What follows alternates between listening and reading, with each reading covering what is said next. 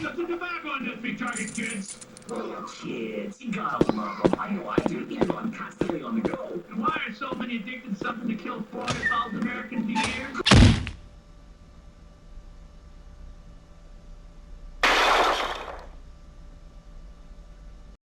Could you ever picture being an animator, doing work for 40 years and earning over 60 awards for your indie films? But in modern times, barely any of the work can be found online, let alone have a wiki page? It was around January last year I had watched a particular video, an archive from a show called Toonheads, an anthology series that Cartoon Network had from 1992 about the golden age of cartoons, with some history that lasted till 2003.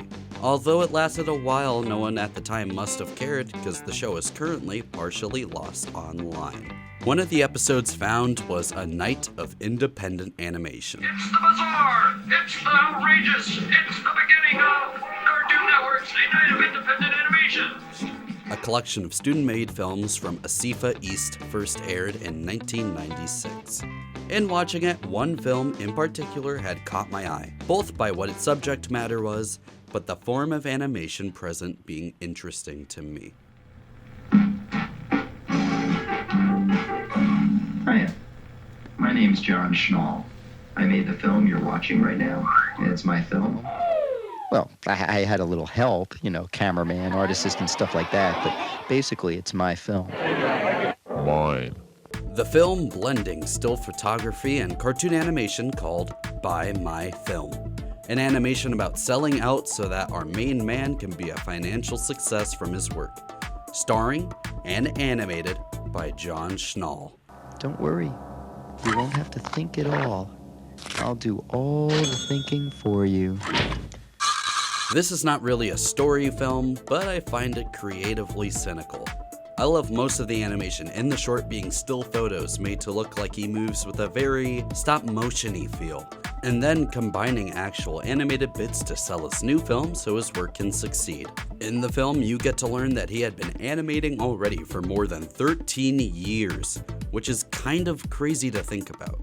His interest in animation had actually started back in second grade. In second grade, I had a teacher who passed around a clear strip of film and had us draw on it. I took it very seriously and tried to make a walking stick figure. But when it was projected, it didn't work like I wanted it to. The lines were bubbling like crazy, and you could barely tell there was a stick figure in it. This led me to all sorts of questions about how animation is done. Why does the background stay in one place? How do animators get such clean-looking lines drawing on film? And etc. Later in high school, I took a course in animation and found out the answers to many of my questions. But I'm still asking questions. There's always more to learn. While many of them made awards, the film's point is how not a lot of people even knew about them at the time, being seen as too arty and obscure, a word you're going to get very familiar with today.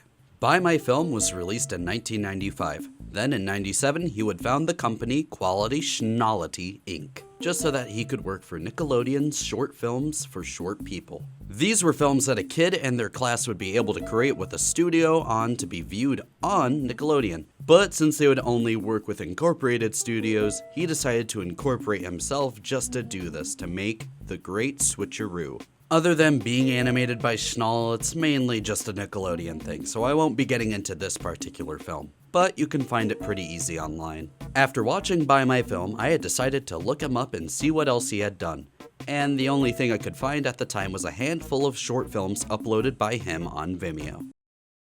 That is now gone. His IMDb is pretty much a ghost town, mostly regarding some of his work in TV, like animating a few Sesame Street segments and being the director of JoJo's Circus. Other than that, at this point, almost all student animations cannot be found online. You can only find 3 of his older short films right now. Why is this the case? No clue, but the recent release of an animation collection about him might at least relate a teensy bit.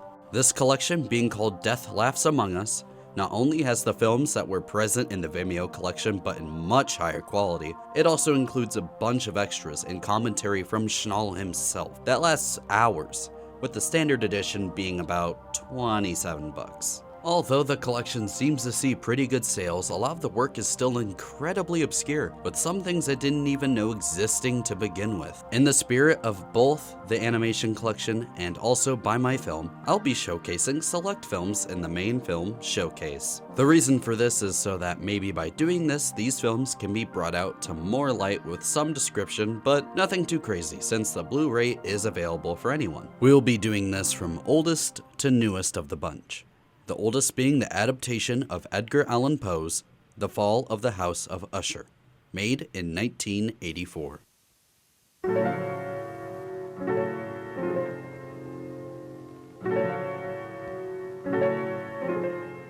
This short is at least self-explanatory in story since it's a pretty close rendition to the story by Poe, a short horror story with themes of isolation and family, with our main character checking on his friend, Usher, who sent him a letter about having an illness. While being an earlier example of his work, this work features around 4,500 pictures being used to animate so that he could use it as a means to improve his drawing skills, with backgrounds that were first taken as pictures of his family's house and drawn in colored pencil and characters being both that and crayon. Through the film, you can see the general evolution of his drawing skills go through, since this was a 2-year production, with some drawings looking better than others. But honestly, I really like the shadows and overall gloomy feel the film has, and many colored pencil backgrounds look really pretty while having a crude look that I enjoy, but still definitely left a lot of room for improvement and consistency. Overall, it's a pretty impressive film just visually alone for a one-person animator like Schnall at the You time. shall not behold this. I fear we will not sleep, so I will read to you, and so we will pass away this terrible night. For our next film, we'll be looking at one of the few online and first one mentioned in By My Film, being 1986's I Was a Thanksgiving Turkey.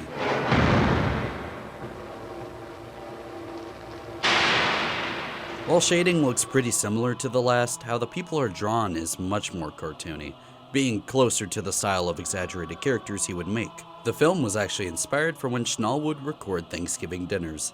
Then a friend had given him an idea to put the microphone in the turkey, which would cause the idea of the POV being from an already cooked Thanksgiving turkey, looking at the weird family around the table.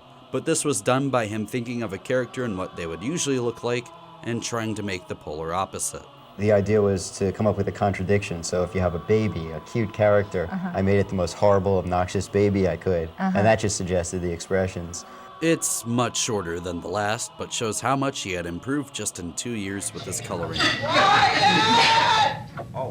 But this is still only scratching the surface. Now to show off my personal favorite amongst this collection is Frankenstein, made in 1992.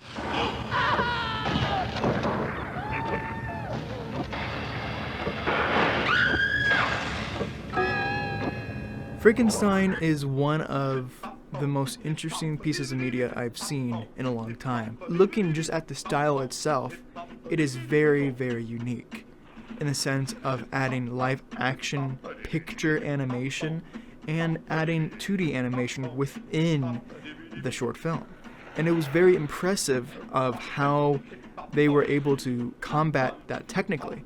I think it gives creativity to be able to use different mediums and be able to patch live action pictures together and have it smooth enough to feel like a experience. And there was a lot of creative liberties that were really cool with the lighting and with even the certain characters of what was done within the style of the short film. The creator, which is the father, silencing his son, being treated in ways that are kind of unfair. He is stifled in his creativity. He is stifled in the way he speaks. He is stifled in the way he does things. And the father, is stopping him from doing the things that he wants to do and being creative and letting his imagination run. I don't know if that was something that was personal to the creator who made this short film or not, or it's just a idea that they had that they wanted to speak on, it's a very, in a way, deep story.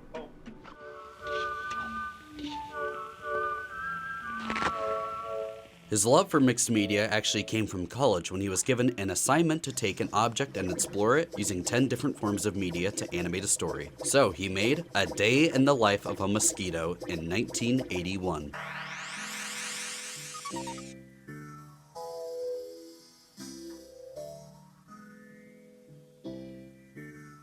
That one is much more of a test of what things are to come from what he would do later in his career. Still cool though. The last film we'll bring up is one of the newer in the collection, being 2004's The Binding of Isaac. It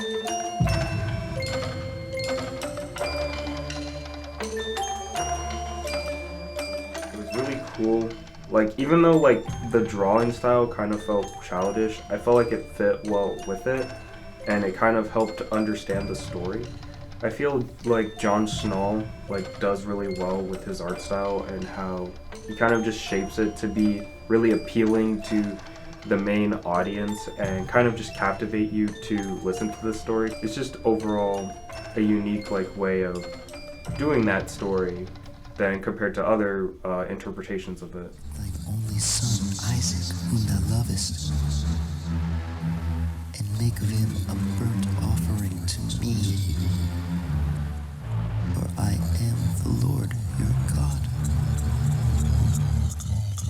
This one is not only notable on the fact that it's digital, but all the drawings themselves were still drawings on paper with waterproof crayons and watercolor, then scanned into Photoshop and then put together in After Effects back in 2004.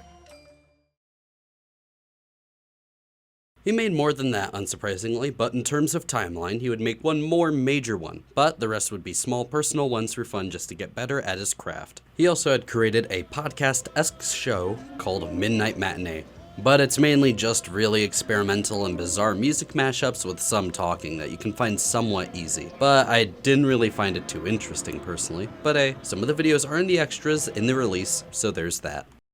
Nowadays, he mostly works under Quality Schnallity, but not really with independent films, mainly for business. With this company, he makes videos for businesses to promote or teach clients with his supplied charm. I'm selling out. While not as fun as his earlier work, you gotta earn money somehow.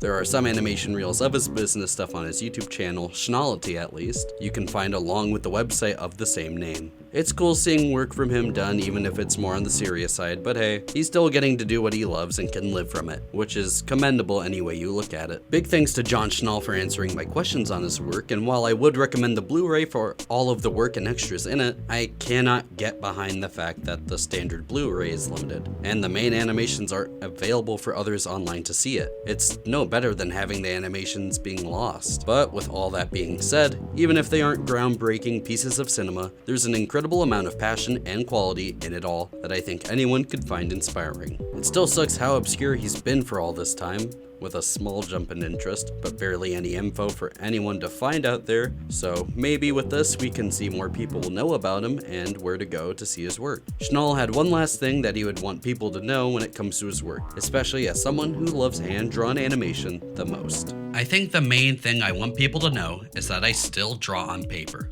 The old-fashioned way. I often scan the images drawn on paper and complete them in Flash/Adobe Animate or other programs. But I feel it's really important to start off with paper and pen whenever possible. It really gives my work a hand-drawn look that you can't duplicate when drawing in the computer. So, what are you waiting for? Buy my film. Remember, I can't be a commercial success without your help. Thank you very much.